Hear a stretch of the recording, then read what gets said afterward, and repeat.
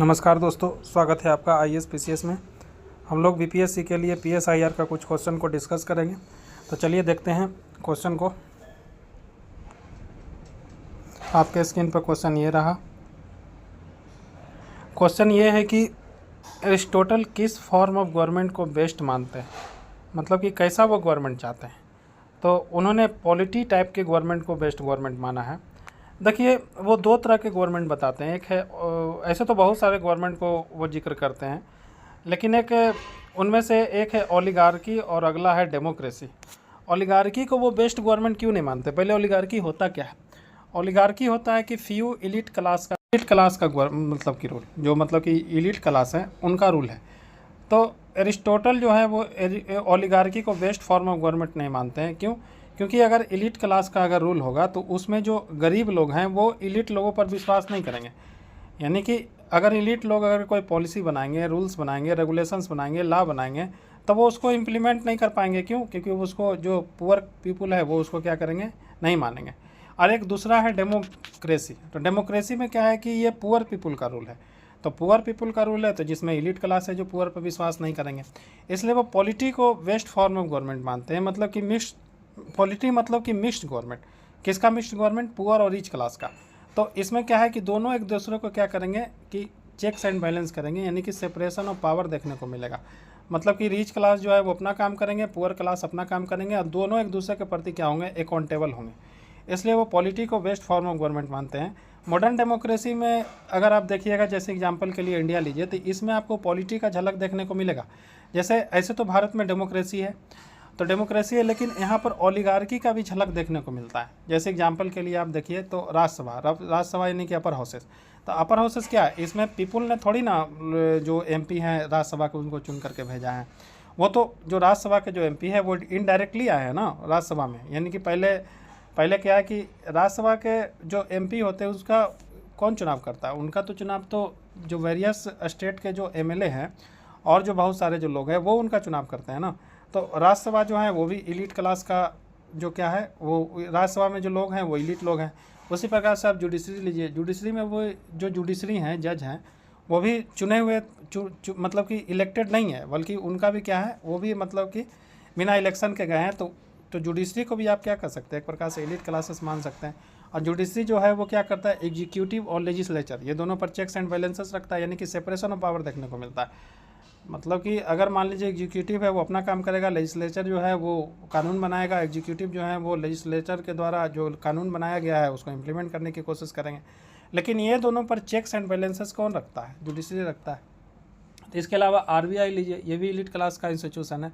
तो ये भी क्या है, अगर आरबीआई लीजिए या फिर अपर हाउसेस लीजिए या फिर क्या है आप जुडिशरी लीजिए, ये क्या है कि जनता के द्वारा चुने हुए जो प्रतिनिधि हैं उन पर चेक्स एंड बैलेंसेस रखते हैं।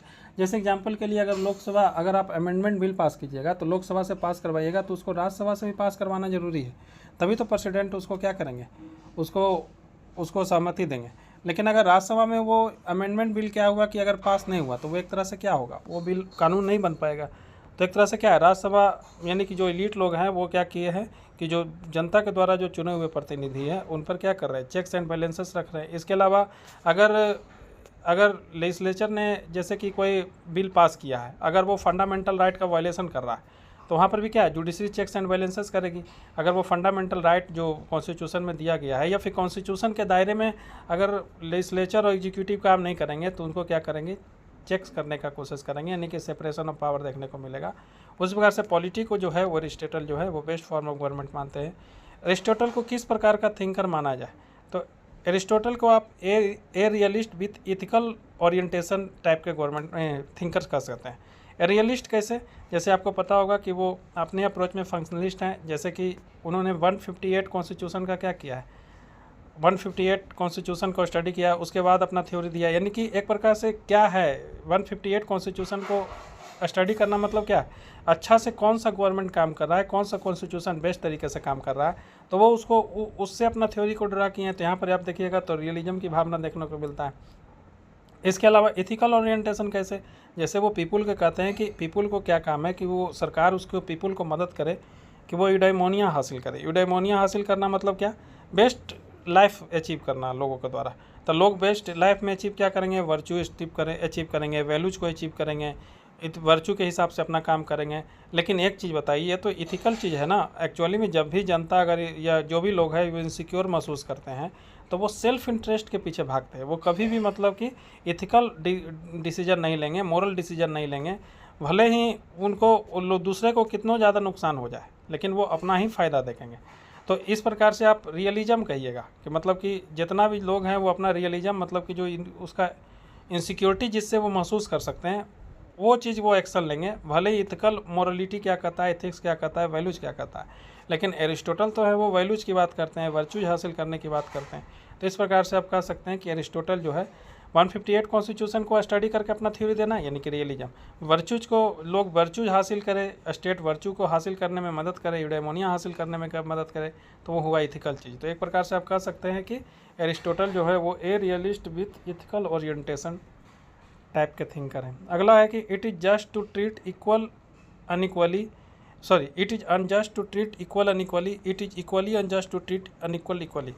इसका मतलब कि इससे आप किस प्रकार की इक्वलिटी की बात कर सकते हैं। मतलब कि इस स्टेटमेंट, पहला तो यह स्टेटमेंट दिया किसके द्वारा गया है, तो यह स्टेटमेंट एरिस्टोटल के द्वारा दिया गया है।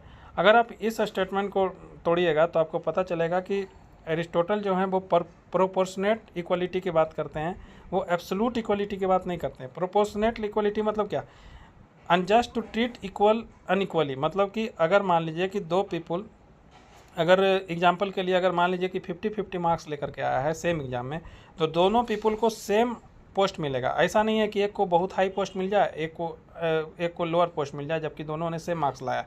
तो आप इससे आप कह सकते हैं कि वो इक्वल के साथ अनइक्वल ट्रीट करिएगा तो ये अनजस्ट होगा।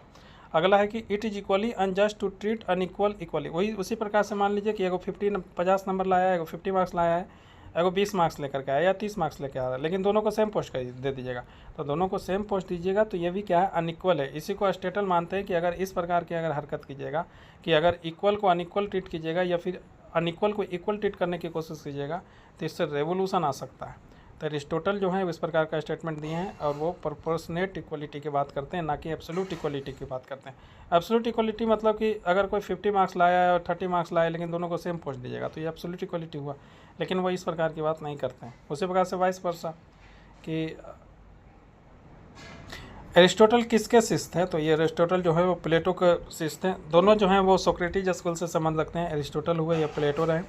सोक्रेटिस स्कूल जो है वो स्टेट को सुप्रीम मानता है और इंडिविजुअल को उसको लोअर मानता है, वो कलेक्टिव विजडम की बात करता है। अगला जो क्वेश्चन है, ब्रिक्स के लेटेस्ट मेंबर कंट्रीज कौन है, ये करंट अफेयर का क्वेश्चन है।